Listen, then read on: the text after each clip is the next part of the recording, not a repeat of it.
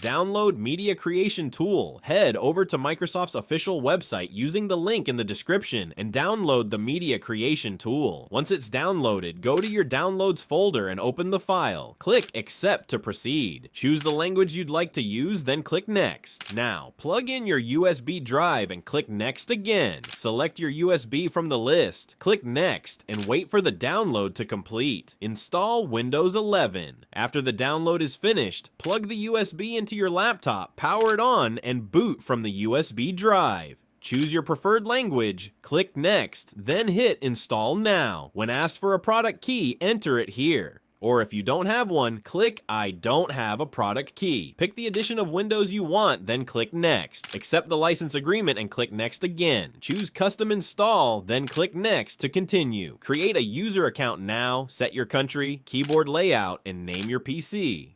At this step, you'll need to sign in with your Microsoft account or create a new one. However, if you'd rather set up a local account, just disconnect from the internet, go back, and type in your desired username. Next, choose your privacy settings and click Accept, and that's it. I hope this helped. If you have any questions, feel free to drop them in the comments below.